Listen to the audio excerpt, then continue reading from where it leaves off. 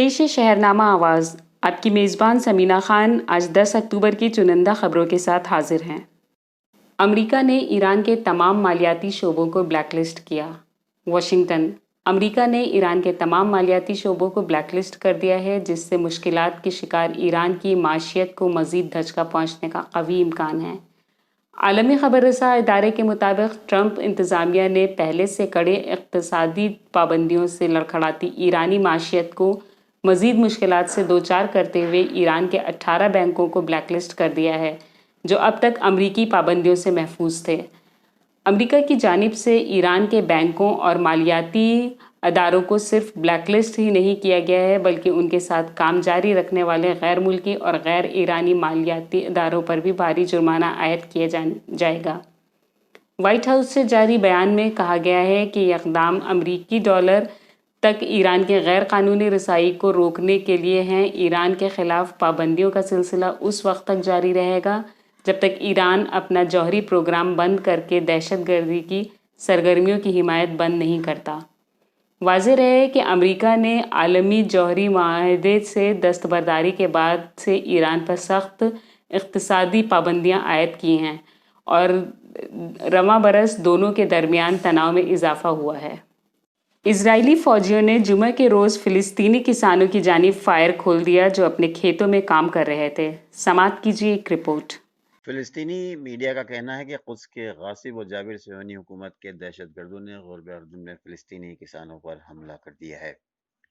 فلسطین الیوم کی رپورٹ کے مطابق اسرائیلی فوجیوں نے جمعہ کے روز ان فلسطینی کسانوں کی جانب فائر کھول دیا جو اپنے کھیتوں میں کام کر رہے تھے۔ اس حملے اور آنسو گیس کی شیلنگ بھی کی گئی، جس کے سبب کئی فلسطینی زخمی بھی ہوئے ہیں۔ صہیونی بستیاں تعمیر کرنے والے کونسل کا کہنا ہے کہ غرب اردن میں نئی صہیونی بستیوں کی تعمیر کے لیے فلسطین کے ہزاروں میٹر زرعی زمینوں کو ہتھیا لیا جائے گا۔ یاد رہے کہ گزشتہ ہفتے قدس کے غاصب و جابر صہیونی حکومت کے دہشت گردوں نے کفر قدوم کے علاقے میں پرامن فلسطینی مظاہرین پر آنسو گیس کے شل داغے، ربر کی گولیاں چلائیں اور صوتی بموں کا استعمال کیا، جس کے نتیجے میں 20 فلسطینی زخمی ہو گئے تھے۔ زخمیوں میں سے 4 کی حالت نازک بتائی جا رہی ہے۔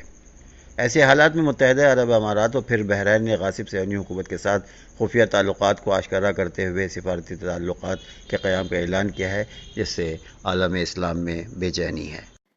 کبھی انسان اور کبھی بڑی بڑی طاقتیں نادانی اور تکبر میں ڈوب کر ایسے فیصلوں کی وجہ سے انسانیت کا خون کر بیٹھتی ہیں، لیکن کچھ عرصے بعد اس کا جب احساس ہوتا ہے تو سوائے شرمندگی کے کچھ نہیں نظر آتا۔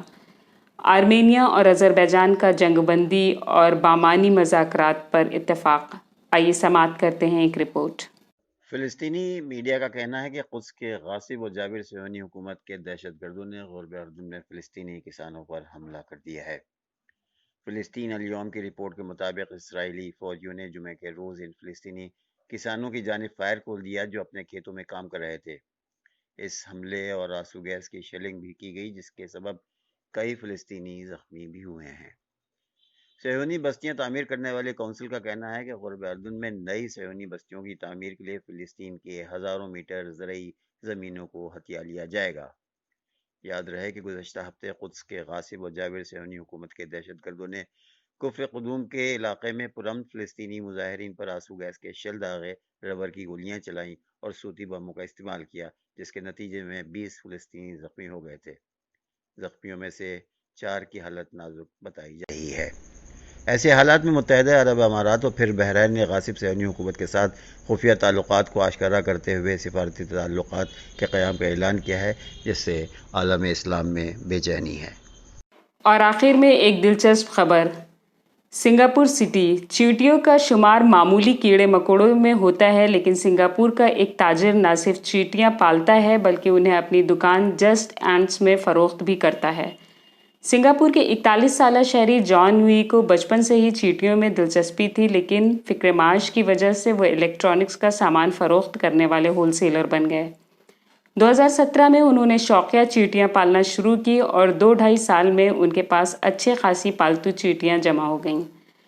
آخرکار اس سال فروری میں انہوں نے سب کچھ چھوڑ کر ایک ایسی دکان کھول لی جو صرف سنگاپور ہی نہیں بلکہ شاید دنیا میں منفرد ترین ہے، کیونکہ یہاں صرف چیونٹیاں فروخت کی جاتی ہیں۔ اس لیے ان کی دکان کا نام بھی جسٹ اینٹس یعنی کہ صرف چیٹیاں ہے۔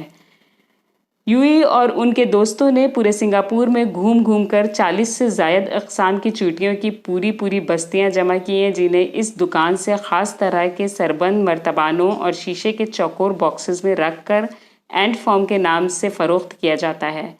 بدقسمتی سے جیسے ہی انہوں نے دکان کھولی، چند دن ہی کے بعد کورونا وائرس کی وجہ سے لاک ڈاؤن شروع ہو گیا اور انہیں اپنی دکان 6 مہینے تک بند رکھنا پڑی۔ تاہم جولائی میں جب سنگاپور کے لاک ڈاؤن میں نرمی ہوئی تو انہوں نے اپنی دکان دوبارہ کھول لی۔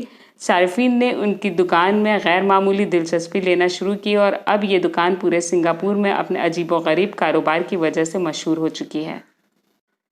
سامعین، امید ہے کہ آپ کو ہماری یہ چھوٹی سی کوشش پسند آئی ہوگی۔ آپ سے گزارش ہے کہ اردو کے فروغ کے لیے ہمارے اس پروگرام کو لائک، شیئر اور سبسکرائب کرنا نہ بھولیں۔ ساتھ ہی بیل آئیکن ضرور دبائیں تاکہ اپلوڈ ہونے والی ہر ویڈیو آپ تک فوراً پہنچ سکے۔ بہت شکریہ۔